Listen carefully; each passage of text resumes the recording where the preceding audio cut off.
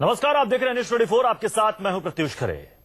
France की राजधानी Paris पर आतंकी हमला हुआ। 130 से ज्यादा लोगों की मौत हो गई और करीब 200 से ज्यादा लोग जख्मी हो गए, लेकिन फिर भी पूरा फ्रांस संयमित रहा।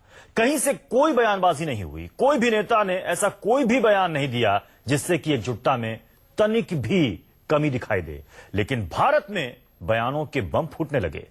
5 की पंचायत में आज हम बात करेंगे कि पेरिस के धमाके पर भारत में आखिर क्यों फूटे बयानों के बम और फ्रांस से आखिर कब सीखेंगे हमारे नेता। लेकिन क्या सवाल यही है कि पेरिस में हमले पर भारत में बयानों के बम क्यों फूट रहे हैं, और साथ ही सवाल यह भी कि फ्रांस के राजनेताओं से क्या सीखेंगे हमारे देश के राजनेता जो हर बात पर उल्टे सीधे बयान देते हैं। हमारे साथ तमाम मेहमान मौजूद हैं। हमारे साथ हैं सुदेश वर्मा जी, बीजेपी के नेता। हमारे साथ हैं राजू त्यागी जी, कांग्रेस के प्रवक्ता। हमारे साथ हैं बुक्कल नवाब साहब जो कि समाजवादी पार्टी के नेता हैं। साथ ही हमारे साथ फोन लाइन से जुड़े हैं बीएल तिवारी जी जो कि वीएचपी के नेता हैं। इनसे हम बात करेंगे, लेकिन आज का पहला सवाल क्या है वो पहले देख लीजिए।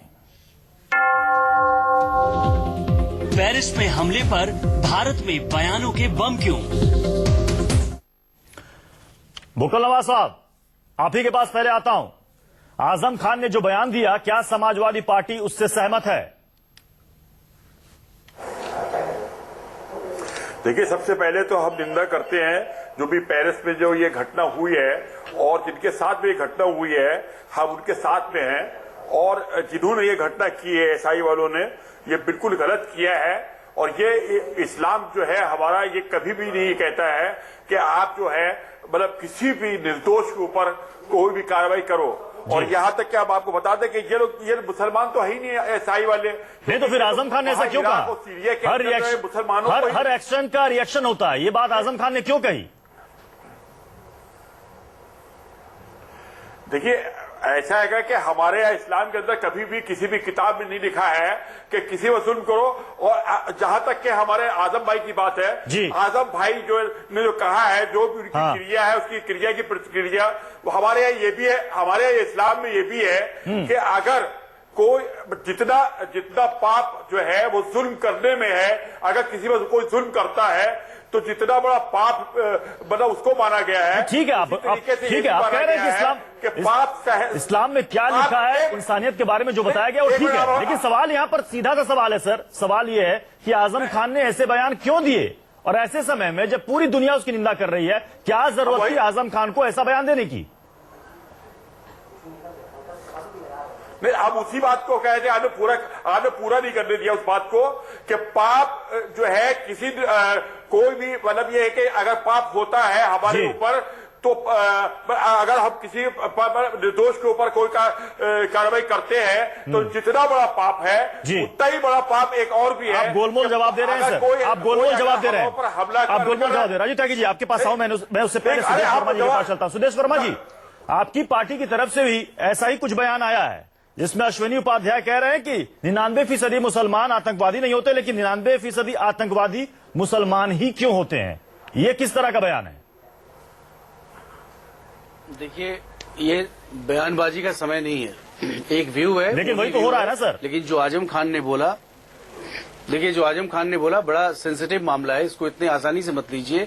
क्योंकि जब भी कोई इंसिडेंट हुआ है इतना इंटरनेशनल लेवल पे, इतना व्यापक, इतना बड़ा नरसंहार हुआ है, उस समय कोई ऐसा स्टेटमेंट देना और कॉम्युनल तराजू से तौलने की कोशिश करना, वो हमारे एफर्ट को, जो आतंकवाद के खिलाफ लड़ाई है, उसको कम करता है। और क्या आजम खान जी आईसिस को ये बोलना चाह रहे हैं कि आईसिस एक मुसलमानों को रिप्रेजेंट करता है? ऐसा नहीं है, क्योंकि आईसिस भी जो है वहां मुसलमान ही मुसलमान को मार रहे हैं। आईसिस एक टेररिस्ट फोर्स है, इंटरनेशनली रिकॉग्नाइज्ड टेररिस्ट फोर्स है, और इसको लोग कंडेम करते हैं और इसके खिलाफ लड़ाई है। इस लड़ाई को कहीं से भी कम करने की, कमजोर करने की कोशिश नहीं होनी चाहिए, जो बयान किसी का भी। तो इस तरह के जो बयानात आते हैं, इससे तो लगता है कि उस लड़ाई को कमजोर करने की कोशिश है। आखिर ऐसे बयानात क्यों दिए जाते हैं? जी बिल्कुल, देखिए आपको पता है कि नरेंद्र मोदी जी वहीं पर हैं टर्की में। उन्होंने साफ कहा है कि एक इंटरनेशनल, अरे प्रधानमंत्री तो वहां पर कह रहे हैं सर कि सबको एकजुट होकर एकता के साथ लड़ना होगा इस आतंकवाद से, क्योंकि आतंकवाद से कोई एक देश पीड़ित नहीं है, वो लगभग दुनिया इससे पीड़ित है। जी बिल्कुल, और यहाँ पर आपके नेता इस तरह के बयान देते हैं, और हम इसको मोदी जी विदेश में कह रहे हैं, और हम इसको मान के चल रहे हैं। हम मोदी इसको मान के चलते हैं। राजू त्यागी जी कहना चाहते हैं, राजू त्यागी जी आपको लगता है इस तरह के बयान से सियासत की जा रही है? देखिए मैं चिल्लाइए नहीं, चिल्लाइए नहीं, सुनिए, सुनिए, आपका मौका आएगा तो आप बोलिएगा, चिल्लाइए नहीं। सुधीर जी आप यहाँ डिबेट करने के लिए आए हैं, चिल्लाने के लिए नहीं आए। जवाब दे दो। राजीव त्यागी जी को बोलने दीजिए। सुदेश शर्मा जी मैं आपके पास आऊंगा। राजीव त्यागी जी को बोलने दीजिए। मेरे सवाल पूछा हुआ जवाब। जी जी, देखिए बहस होनी चाहिए थी कि सॉरी मुझे नहीं पता क्या है और उनका समाधान क्या है। पूरे विश्व में ये बहस होनी चाहिए थी, हो भी रही है। पूरे विश्व में बहस हो भी रही है। लेकिन भारतवर्ष में कुछ नेताओं की टीआरपी ये है कि वो कहीं ना कहीं विवादास्पद बयान देते हैं और जिसकी वजह से मीडिया उनको कैच करता है, और मीडिया जब कैच करता है तो उनका जो पर्पज है वो सॉल्व होता है। रही बात आजम खान साहब के बयान की, आजम खान साहब के बयान की सीरीज है पूरी। कारगिल पे उन्होंने क्या बयान दिया था, ताजमहल को लेकर के उन्होंने क्या बयान दिया था, दादरी इंसिडेंट को लेकर के उन्होंने यूएन में जाने की बात की थी। मैं एक बात कहना चाहूंगा, हमारा देश संवैधानिक देश है, संविधान देश को चलाता है, और जो भी कहीं ना कहीं कल्प्रिट होता है उसको संविधान में सजा का प्रावधान है, चाहे वो दंगा करने वाला आरोपी हो, चाहे वो हत्या करने वाला आरोपी हो, चाहे वो लूट करने वाला आरोपी हो। तो ऐसे समय पे इस तरह के बयान दे करके वो लोग बाग अपनी राजनीति को चमकाने की बात करते। नंबर एक। नंबर दो बात मैं कहना चाहूंगा यहाँ पे विशेष रूप से, आतंकवाद पनपता क्यों है? आतंकवाद 3 कारण है। जब आप कट्टरवाद की तरफ बढ़ते हैं तब पनपता है, राजनीतिक रूप से आप शोषण करते तब पनपता है, आर्थिक रूप से शोषण करते तब पनपता है। क्या इन चीजों पर बहस हिंदुस्तान में नहीं होनी चाहिए? हिंदुस्तान को क्या प्रिपेयर नहीं होना चाहिए? क्या आतंकवाद का दर्द हमने नहीं झेला है? क्या कांग्रेस पार्टी के नेता आतंकवाद को लेकर के शहीद नहीं हुए? तो ऐसी चीजों में अक्रॉस दी पार्टी लाइन एकजुटता होनी चाहिए और एक नीति होनी चाहिए कि आतंकवाद को लेकर के अगर कोई भी नेता विवादास्पद बयान देता है तो उसको पार्टी से भाजपा दिखाया जाएगा। आपने यहाँ पर एक बात कही कि इस तरह के नेता मीडिया में सुर्खियां बटोरने के लिए इस तरह के बयान देते हैं और उसमें वो सफल भी हो जाते हैं। तो फिर दिग्विजय सिंह का बटला हाउस एनकाउंटर पर वो उस बयान को आप क्या कहिएगा? देखिए, दिग्विजय सिंह साहब ने जो बयान दिया जिसमें उन्होंने कहा था कि फर्जी एनकाउंटर है, आज अदालत ने उससे माना कि फर्जी एनकाउंटर नहीं था। शहीद इंस्पेक्टर मोहन चंद शर्मा को लेकर कहीं ना कहीं उन्होंने सवाल भी खड़े किए थे और इसको लेकर कांग्रेस को बैकफुट पर आना पड़ा था। तो क्या कह रहा हूं, बैकफुट पे चले गए हम लोग बाग, तभी हार गए हम लोग बाग जी। अगर हम लोग बाग बैकफुट पे ना कर रह करके फ्रंट फुट पे बैटिंग कर रहे होते और बयानों से बचते, हम इस तरह के बयानों से बचते, तो हो सकता है हम फ्रंट फुट पे बैटिंग करके तीसरी बार टर्न अपना चला रहे होते। मैंने कहा ना कि अब जरूरत इस बात की 21वीं सदी में, सुदेश जी मेरी बात से सहमत होंगे, पता नहीं नवाब साहब सहमत होंगे मान रहे हैं ना कि हर सियासी पार्टी हिंदुस्तान में कहीं ना कहीं इस तरह के बयानों से सियासत चमकाने की कोशिश करती है। आप भी सहमत है इस बात से? 21वीं सदी में जब संचार क्रांति देश में पूर्णतः हो चुकी हो, ऐसे समय पे आज जरूरत इस बात की है शिक्षा, हमारे चिकित्सा और आतंकवाद। राजीव त्यागी जी आ रहा हूं आपके पास। हमारे साथ विश्व हिंदू परिषद के नेता बीएल तिवारी जी भी हमारे साथ फोन लाइन से जुड़े हुए हैं। बीएल तिवारी जी, आपको लगता नहीं कि इस समय संजीदगी से इस पर विचार करना चाहिए और सोच समझकर बोलना चाहिए? आखिर क्यों बार बार इस तरह के बयान दिए जाते हैं जिससे कि माहौल बिगड़े? ऐसी मूलभूत घटनाओं पर प्रारंभ में हमसे एक भूल हुई है। हमने जो आतंकवाद जो शब्द अपना लिया है, ये वास्तव में आतंकवाद नहीं है। उनकी महिमा मंडन कर रहे हैं हम अपराधियों की। ये वास्तव में जिहाद है। इस्लामिक निर्देश के अनुसार, उनकी मान बिंदु के अनुसार ये जिहाद है। इसीलिए जो मारने वाले हैं वो धर्म पूछते हैं। स्कूल में बच्चों पे गोली मारने वाले, ये फिर वल्गैरिटी और चीपनेस का वक्तव्य है जो ये दे रहे हैं।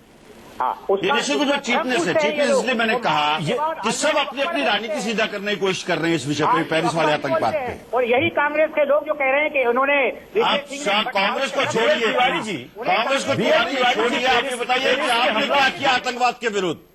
क्या आपका बयान आतंकवाद में घी डालने का काम नहीं करेगा? बीएल तिवारी जी, एक सीधा सा सवाल आपसे है। पेरिस में हमला हुआ, पूरी दुनिया उससे कहीं ना कहीं बहुत दुखी है, हर कोई इसकी निंदा कर रहा है। आखिर क्या जरूरत पड़ गई इंद्रेश कुमार की तरफ से यह बयान देने की कि नक्सली आखिर चर्च पर हमले क्यों नहीं करते? इसका क्या मतलब निकाले कोई?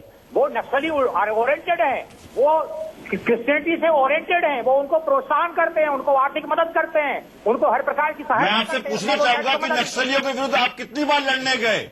क्या कितनी बार आपने आवाज उठाई? कांग्रेस पार्टी की पूरी जमात की जमात नक्सलियों ने उड़ा दी, बम से उड़ा दी और कांग्रेस ने कुछ घर से उखाड़ दिया वहां से। तो क्या कांग्रेस का बलिदान नहीं छत्तीसगढ़ में? वो बलिदान देने के लिए बारी जब आएगी तो वीएचपी और बजरंग दल के लोग बाग पीछे बैठेंगे। राम स्टेज की हत्या होती है और दारा सिंह को ये लोग बाग महिमा मंडित करते हैं। अगर ये चीज आप करेंगे, देखिए सुनिए, आतंकवाद पे किसी का भी आतंकवाद हो, किसी की भी गलत बात हो, उसको गलत कहना सीखिए। ना तो ये हो सकता है कि गुड टेरर और बैड टेरर, गहरा टेरर होता है। बुक्कल नवाब साहब, अपराधियों पे बुक्कल नवाब साहब, अपराधी आपके यहाँ लोग भागे, आपराधिक मानसिकता के लोग आपके यहाँ पर हैं। चेहरा उड़ाने की कोशिश की जा रही है और नेताओं को ऐसा लगता है कि अगर ऐसा कुछ कर देंगे तो सियासत चमक जाएगी, कुछ वोट बैंक हमारे बढ़ जाएंगे। देखिए, पहले तो यह बताते कि जिस तरीके से जिहाद को कहा जा रहा है कि ये जिहाद ईसाई वाले कर रहे हैं, तो ये जिहाद नहीं कर रहे हैं, बल्कि ये इराक के अंदर और सीरिया के अंदर मुसलमानों को मार रहे हैं। ये मुसलमानों को अगर ये मार रहे हैं तो ये मुसलमान तो आईएस वाले है ही नहीं, किसी कीमत के ऊपर नहीं है। ये तो मतलब जिसे कहते हैं हम लोग नास्तिक और उर्दू में कहते हैं काफिर, तो ये तो वो लोग नास्तिक लोग हैं, ये तो काफिर लोग हैं। इंसानियत के दुश्मन है, आतंकवाद का कोई चेहरा नहीं होता, ये तो इंसानियत के दुश्मन है। हाँ, इंसानियत ये इंसानियत के दुश्मन है और इंसानियत को इस धरती से खत्म करना चाहते हैं। सुदेश वर्मा जी, इनको तो मतलब आप भी यही कहिएगा कि आतंकवाद को कोई चेहरा नहीं होता, लेकिन जब आपके नेता इस तरह के बयान देंगे कि 99% आतंकवादी मुस्लिम ही क्यों होते हैं, तो क्या इससे मैसेज जाएगा, क्या संदेश जाएगा? देखिए, अगर हम सतही तौर पर एनालिसिस करेंगे इसका तो हम कहीं भी नहीं पहुंच पाएंगे। देखिए, राजीव त्यागी जो कांग्रेस के रिप्रेजेंटेटिव हैं, इन्होंने बहुत सही कहा कि टेररिज्म के खिलाफ लड़ने के लिए इस कंट्री में एक कंसेंसस है। बैरिंग छोटे मोटे स्टेटमेंट आ जाते हैं, वो अपने कॉम्युनल एजेंडा के कारण, जैसे दिग्विजय सिंह का स्टेटमेंट हो या हमारे होम मिनिस्टर पहले जो थे उन्होंने बोल दिया श्री हाफिज सईद एक नॉन टेररिस्ट है। इंद्रेश कुमार जी का भी हटा दीजिए, आजम खान जी का इंद्रेश कुमार जी का स्टेटमेंट, आजम खान जी का बयान है। आप संसद में डरते क्यों? आजम खान जी का जो बयान है, सुदेश जी, आप संसद में डरते क्यों? एक मिनट, आजम सुदेश बोलने जी का स्टेटमेंट याद नहीं है आपको? आजम खान जी का जो बयान है, नहीं वो भी उस पर भी आ रहा है ना। आजम खान जी का जो बयान है, आपको इंद्रेश जी का स्टेटमेंट भी करना चाहिए, आलोचना करनी चाहिए। देखिए, इंद्रेश जी पर आप अलग से डिस्कशन करिएगा, नक्सलिज्म पर। सुदेश वर्मा जी, गलत बात है आपकी। 5 की पंचायत, गलत बात है। अब 5 की पंचायत में सुदेश वर्मा जी, 5 की पंचायत में हम दूसरे सवाल पर आते हैं, दूसरे पड़ाव पर, और हमारा आज का दूसरा सवाल है, यूरोप के नेताओं से कब सीखेंगे हमारे नेता? सुदेश वर्मा जी, आप ही से मैं पूछ रहा हूं कि आखिर यूरोप के नेताओं से कब सीखेंगे हमारे राजनेता? प्रधानमंत्री नरेंद्र मोदी टर्की में है, वहां पर उन्होंने इस बात को एक बार फिर मुखरता से उठाया है कि पूरी दुनिया को, विश्व को मिलकर आतंकवाद से लड़ना होगा। लेकिन यहां पर आप ही के पार्टी के नेता इस तरह के बयान देंगे तो फिर कैसे संदेश जाएगा कि हम सब एकजुट होकर लड़ेंगे? यूरोप से, फ्रांस से हमें सीखने की जरूरत है, जहां पर 180 लोग मारे गए हैं, 200 से ज्यादा लोग जख्मी हैं। लेकिन देखिए, वहां से इस तरह की कोई भी बयानबाजी किसी भी पार्टी की तरफ से, किसी भी नेता की तरफ से नहीं आई। लेकिन हिंदुस्तान में इस तरह की बयानबाजी हो रही है। देखिए, क्योंकि नुएंसेस को समझने की कोशिश करनी चाहिए, इसको सिर्फ मुसलमान और गैर मुसलमान में नहीं देखना चाहिए, क्योंकि आईसिस एक ऐसा मुसलमान और गैर मुसलमान ये खड़ा कौन करता है? आईसिस को अपना लिया जी, मुसलमान और गैर मुसलमान खड़ा कौन करता है? वही जो अभी लोगों के बीच में ये परसेप्शन बनाता कौन? बुक्कल नवाब जी ने बड़ी अच्छी बात की, आजम खान जैसे लोग करते हैं। क्यों आप आईसिस को क्यों मान रहे हैं? क्यों आपके अश्विनी उपाध्याय जी ने नहीं किया? आईसिस नहीं है, आपके अश्विनी उपाध्याय जी ने नहीं किया, अश्विनी उपाध्याय जी, आजम खान ने किया। अरे अश्विनी, अरे उपाध्याय जी ने वो बात बोला से भी बहुत बार रिपीट किया गया है, उसको डिस्कस करने की जरूरत है। चलन डिस्कस करें तो अश्विनी उपाध्याय का प्रपोजल सॉल्व हो गया। जब सुदेश जी जो राष्ट्रीय प्रवक्ता है उस पर अश्विनी को डिस्कस करेंगे, राजीव त्यागी अश्विनी को डिस्कस करेंगे, देखिए यह तो सॉल्व हो गया। मुस्कुरा तो आप मुझे यह तो आप मुझे खड़ा कर दीजिए और बोलिए कि कांग्रेस जो बोल रही है सही है, यह तो मुझे बोलने का मौका दीजिए। मैं कह रहा हूं अश्विनी उपाध्याय जी ने जो बोला है ये भी एक बहुत बड़ा ओपिनियन है, इस पर लोग कटघरे में खड़े हैं। लेकिन जो आईसिस को मुसलमान बोलना, इस पर बात हो रही है, चर्चा का विषय आपका ये है। देखिए, अभी सुदेश जी जो है ना, देखिए आरएसएस के गोलवलकर गुरु से बाहर नहीं आ पा रहे हैं, जो बंच ऑफ थॉट्स पे गुरु ऑफ हेट कहे गए। अरे काहे को गोलवालकर पर चले गए? सुन लीजिए, अरे मुद्दे पर बात करिए ना। नफरत कभी भी नफरत पर विजय प्राप्त नहीं कर सकती है, प्रेम है।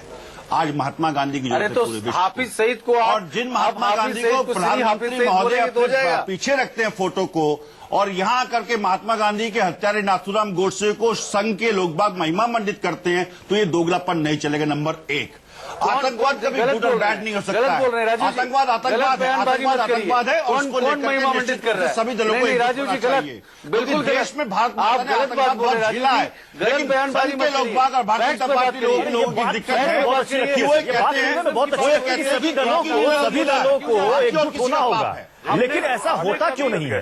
ऐसा होता क्यों नहीं है? नहीं, बिल्कुल महिमा मंडित करते हैं आप लोग। नहीं बोला, देखिए उसका रीजन ये है, देखिए मैंने आप कहा ना, टेररिस्टों कुछ को मुद्दों को महामंडित लेकर के, जैसे करते हैं। पॉल्यूशन है, ये आपका शिक्षा आदत है। चिकित्सा है, आतंकवाद है, इसको लेकर के 21वीं सदी के भारत को एकजुट होकर के एक पॉलिसी बनानी चाहिए, विदेश नीति एक होनी चाहिए, जिसपे चल करके हम लोग बाग आगे बढ़े। अमेरिका की एक विदेश नीति है, चाहे डेमोक्रेट है या रिपब्लिकन है, लेकिन उसके लिए सबसे पहले जरूरी चीज है दिक्कत ये है कि कि बोलने से फॉलो करेगी, पहले आप संयम रखें और ये देखें कि आप जो बोल रहे हैं उसका मतलब क्या निकल रहा है।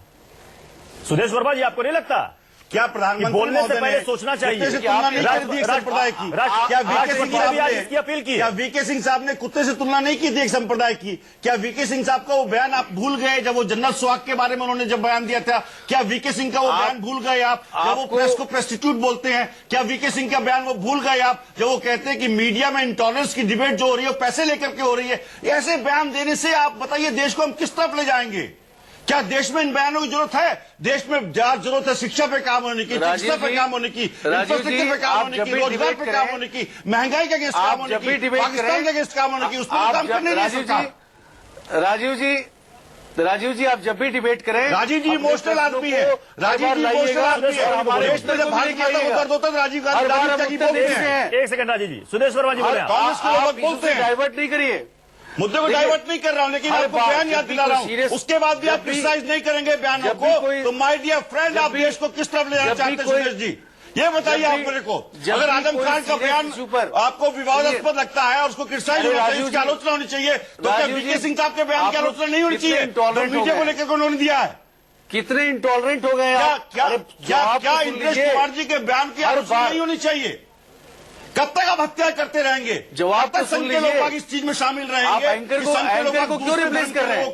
दूसरे एंकर को रिप्लेस मत करिए राजीव जी, एंकर को रिप्लेस मत करिए, एंकर से बात करने दीजिए ना। नवाब साहब, बुक्कल नवाब साहब, क्या आप मानेंगे जवाब को सुनिए? आपकी पार्टी के नेता आजम खान की तरफ से इस तरह के बयान नहीं दिए जाने चाहिए थे? और जो बात यहां पर राजीव त्यागी भी कह रहे हैं, सुदेश वर्मा भी कह रहे हैं कि पार्टी से ऊपर उठकर हमें देश के लिए सोचना पड़ेगा, क्योंकि आतंकवाद ऐसा मसला है कि इससे मिलकर लड़ना है। लेकिन सवाल ये है कि क्या वाकई में नेता इसको लेकर गंभीर है? बुक्कल नवाब साहब, आप मानेंगे कि गलती हुई है, आजम खान से इस तरह का बयान नहीं देना चाहिए था? देखिए नहीं, आजम भाई ने बयान दिया तो क्या सोच के दिया, क्या उनके दिल में था, वो हमने पहले ही उसको क्लियर कर दिया कि हमारे यहाँ है इस्लाम में कि आप जो है जुल्म जो है करने से ज्यादा जुल्म सहना जो है किनारा कर रही है उनके बयान से, पाप है। जुल्म सहना जो है सबसे बड़ा पाप है। तो अगर कहीं के ऊपर कोई बात होती है तो एक्शन तो उसका रिएक्शन होता है, लेकिन उन्होंने भारतवर्ष को कहा है, उन्होंने वहां के ऊपर नहीं कहा, पेरिस के ऊपर नहीं कहा है। उस घटना की सब निंदा करते हैं, भारत के ऊपर का है। भारत के अंदर जिस तरीके से यहाँ के ऊपर ये लोग एक्शन सवाल के जवाब में कहीं ना कहीं उनके बयान को जस्टिफाई करने की कोशिश कर रहे हैं। एक तरफ आप कहते हैं कि नहीं ऐसा नहीं होना चाहिए, दूसरी तरफ आप उसे जस्टिफाई करने की कोशिश कर रहे हैं। सीधा सा जवाब दे दीजिए ना कि नहीं उनका बयान गलत था। हर सीधा जवाब बता रहे। मंदिर जो बनवाया है वो टीपू सुल्तान ने बनवाया है। श्रीरंगपट्टनम का मंदिर जो है वो टीपू सुल्तान ने बनवाया है। भगवान श्री राम साहब, राजीव त्यागी माफ कीजिएगा, समय की बहुत कमी है। सुदेश वर्मा जी समय की कमी, हमारे साथ बीएल तिवारी जी भी जुड़े थे। बहुत बहुत शुक्रिया आप सभी मेहमानों का हमारे साथ जुड़ने के लिए। लेकिन सवाल यही है कि क्या वाकई में हमारे देश के राजनेता इस विषय पर कभी गंभीर होंगे?